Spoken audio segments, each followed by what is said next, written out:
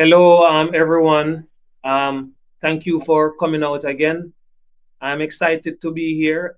We have another powerhouse session with our very own and incredible servant leader in our community who has been doing an amazing job, Dr. Tony, and he will be sharing with us his experiences pitching the PMO as a winning executive buy-in for strategic impact. Because at the end of the day, that's what we're all about as human beings and as business leaders and professionals. So, Dr. Tony, the stage is yours. Yeah, thank you very much, everyone. Good morning for me here, people in the Eastern time zone, and good afternoon for all other people that join from different places. So it's a pleasure for me to be here and sharing with you a couple of things about project management office. And today, so the topics that I will be discussing with you is how to pitch to our executives so we get the buy-in for our project management office. So as you know, today we are, let me move forward. But today we are living a very tough business environment, organizational kind of environment, where so we need a organization that help us to be successful in all the initiatives, the strategic initiatives in organization. So PMO used to be seen as a governance, enforcing the practices, processes, policies. But now the role of the PMO, so we are transitioning to be more a strategic enabler that help the organization in innovation, causing the right business impact and competitive advantage. So that's the reason that we need to um, uh, talk to our executive and pitch them with the right uh, value proposition. So you can see different metrics. So the numbers, they are not the one that we would like to see. And numbers, for example, like 68%, so the executive, they consider the PMO is bureaucratic. 50% of the PMO office they close within the 3 years, and I think it's less than that. Gartner's some years ago said they mentioned that the correlated PMO implementation failure rate is over 50%. So most of the problem that we have seen through the history of establishing PMO in organization, this is a reduced list of different problems that we have experienced implementing PMO. Some of the reasons is misalignment with strategic goals. So the organization, they don't see that the PMO is adding the value that they expecting from this kind of organization. Poor stakeholder engagement. So nobody knows what really the PMOs do. Do they do the project management or they do what? Inconsistent use of processes. They create like a bureaucratic departments, like an auditing department with a lot of processes and a lot of forms, template tools overlay bureaucratic approach. They are bureaucratic, it's too much step to deliver. So they don't see the organization demonstrate the value. The lack of executive support on of the PMO, they disappear because the executives, they don't understand what the organization should do. Cultural misalignment, inability to deliver projects successfully, and focus on too much in the administrative tasks. And resource constraint is also a reason. The problem is that failure to demonstrate value. When you take into consideration all of these different reasons for failure, is demonstrate value to organization. So I have a couple of topics that I'm gonna go through in this uh, uh, speaking that I'm doing. So let me move forward. So my name is Dr. Tony Prensa. I'm a consultant and educator in the topics of project management and particularly in the topics of PMO. So I do a lot of writings. I teach. Also I have one book. It's not related exactly to PMO, but it's related to digital project management. That book is gonna be out in a couple of weeks. The digital project playbook. So that's a tool that you will have if you are in the digital landscape. So you don't want to see your executive like that, concerned. So why PMO struggle to gain executive trust? So one of the things is that, as I mentioned before, so the executive, they see us, the PMO leaders or the PMO department, as a bureaucratic organization, a process heavy organization. So everything is about processes, a lot of templates. The other reason why don't we don't get the executives trust is the C-suite leader demand results, so we can deliver. And if the PMO cannot demonstrate the business impacts and speak the language that they speak, so we're never gonna get the trust. The other thing is the pace of business accelerating. There's embracing technology like AI, automation, the digital transformation. Everything is changing the world, the way that organization do business and operate. So if the PMO they don't do that, so there is a misalignment with the executive. So you don't have the trust. So why PMO struggle to gain executive trust?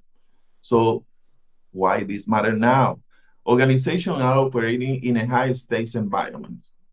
Is that you can mention every organization they have problem in to grow organically. We live in a very competitive world, globalized world, interconnected world, and everything is more difficult to compete. So innovation and execution, speed are make or break factors. You need to be innovative. You need to offer services. You need to be customer centric. So you have the benefits of participating on particular markets. So executives only invest in functions that provide strategic advantage, not just governance. The governance is important. I don't will say that, but not focus on that. Is how you add value to the organization. If the PMOs don't step up, they will be left behind. So that's the reason why we have problem in getting the executive trust. So the key takeaway, PMOs must move from controlling projects to catalyzing business success. Think about outcome value to the organization. So it's like a you need to switch to have a more business oriented mindset. So aligning your PMO's value with executive priorities.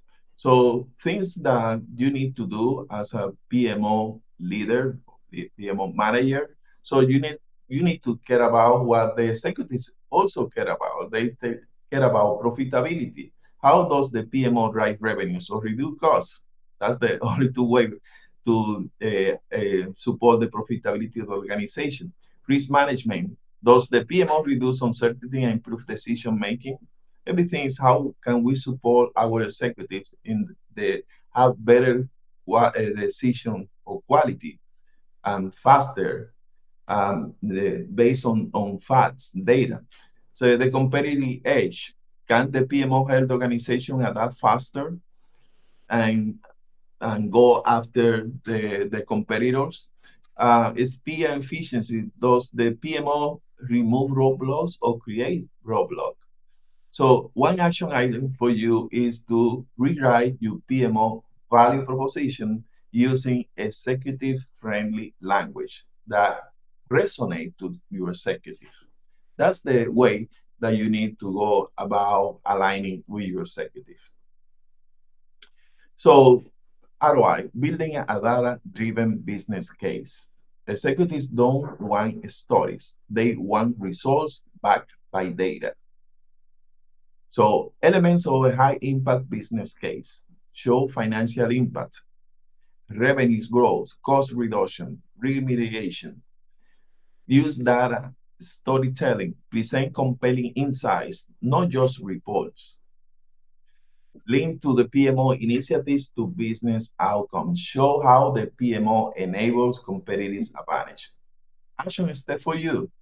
Frame your next security report around the business language, ROI, cash flow, risk reduction, growth market share, all those um, factors, sometimes financial indicator that we tell the story of the business. That's the executives care about. So let's talk about the pitching, how to make the C-suite listen. So one of the things that I say is that you always need to be prepared for elevator speech. So the executive pitch formula, start with the why. What critical business challenge is the PMO solving? That's will resonate to the executive. Prove the ROI. What financial or strategic impact will this drive? Keep it short. C-suite leaders have minutes. Sometimes they don't have minutes, they have seconds, no hours. So be ready with your elevator pitch. So if you have the opportunity to pitch them, so they don't have too much time, but you need to tell them what resonates to them. So you high impact visual, dashboard, data, no spreadsheets. And we are called to action. What support or investment is needed? So the action step for you, use a executive pitch formula for your next C-suite meeting.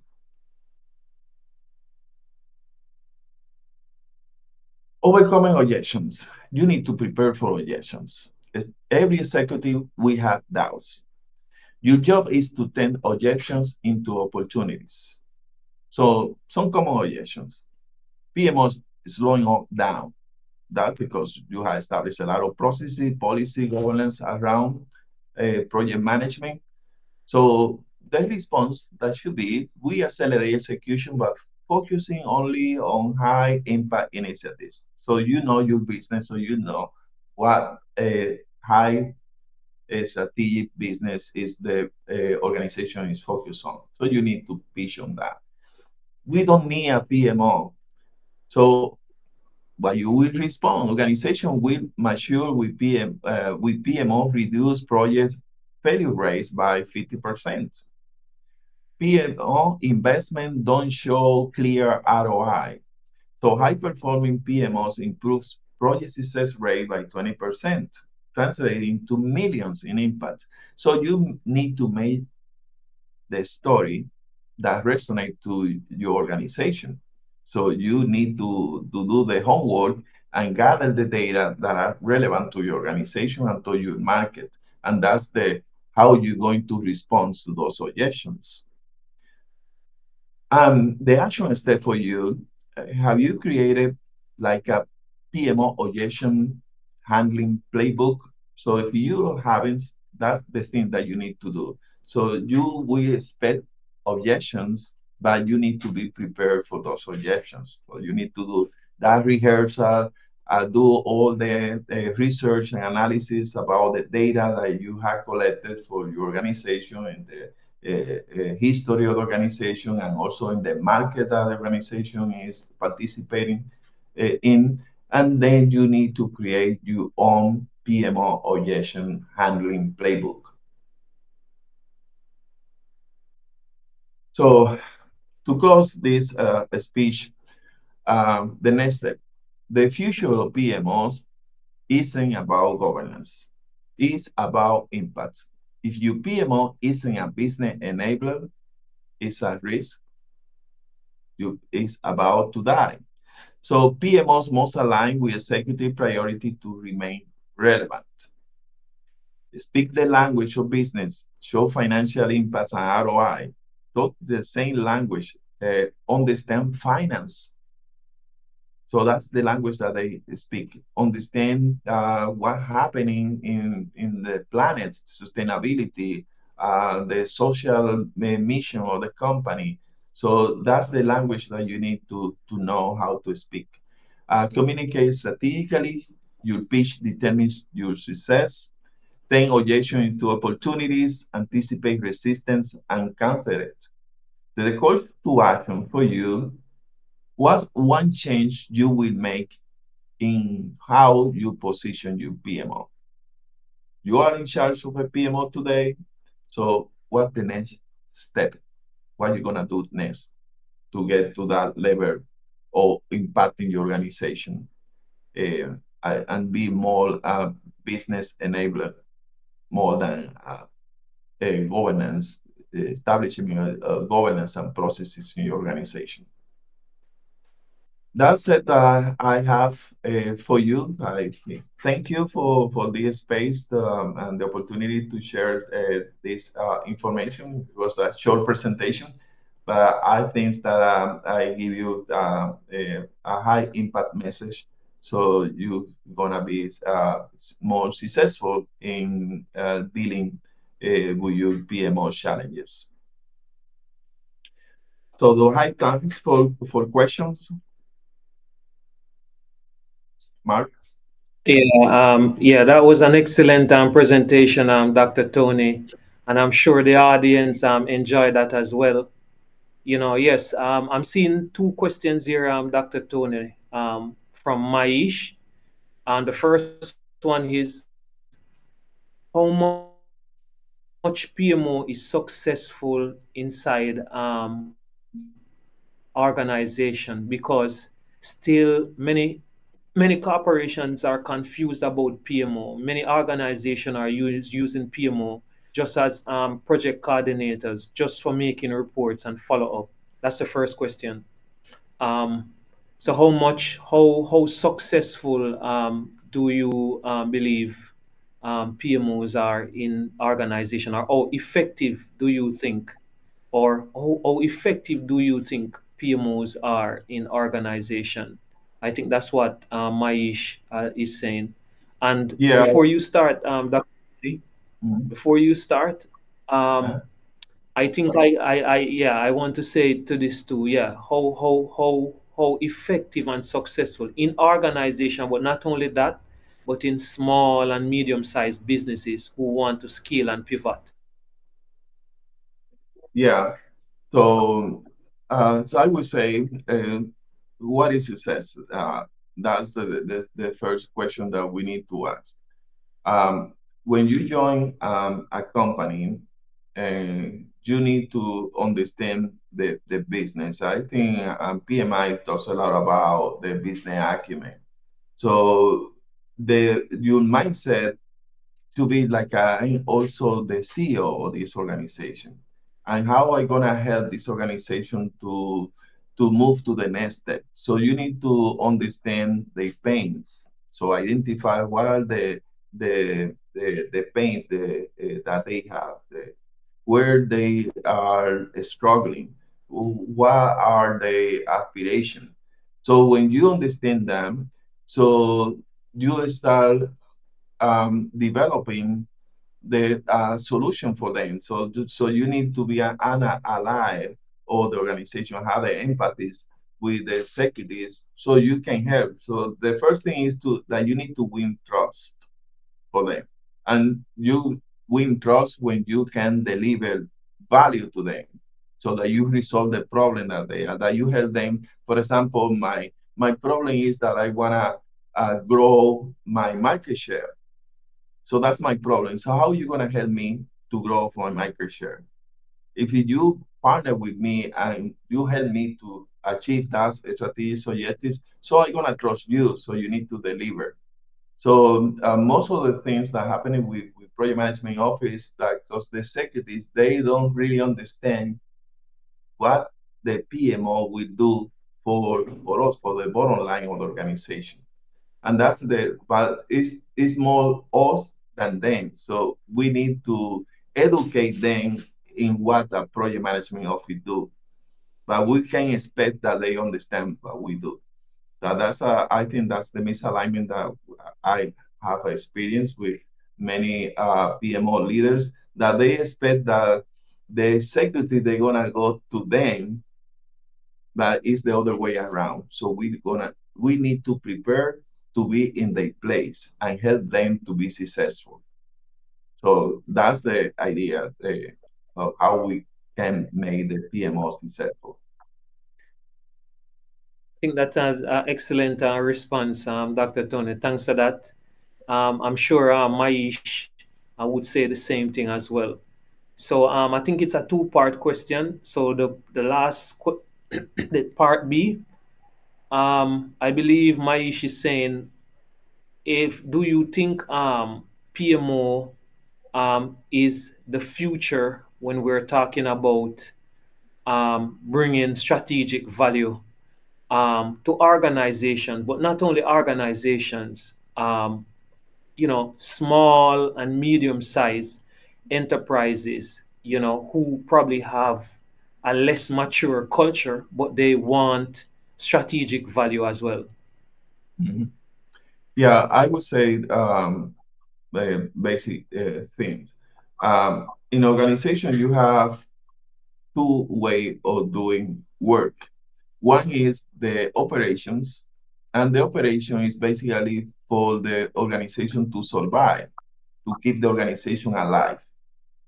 And the other side is changes. Changes are projects. This is the what made the organization better, bigger, more successful, is when they engage in projects. So in other side, I would say in the side of the changes on the project is where the PMO has the value. So you have the most, I would say, the most important investment in the organization is in the projects. So you are dealing, you should be responsible for those businesses. So all projects are investment that the organization they want to maximize that investment. So you are the expert. For that reason, it's like the PMO should be the catalyst for the growth of the organization. But you need to take ownership of that segment of the business. So all the investment, all organization, they manage projects. Doesn't matter if it's a small, medium, or big companies. They manage projects. But the let's say the CEO of these projects or the financial investor is the PMO. The PMO they need to know how we're gonna maximize the investment of those projects, and you need to take ownership of that parts of the business and understanding what you're trying to accomplish with the investment that the organization is doing. So you're going to help the organization to be in the step that they want to be.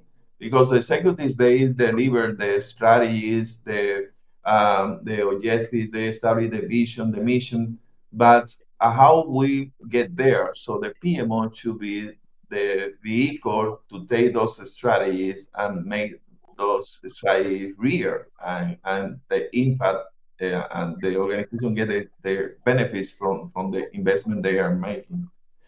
So that's I see the PMO, but it's about demonstrating the value. It's about delivering.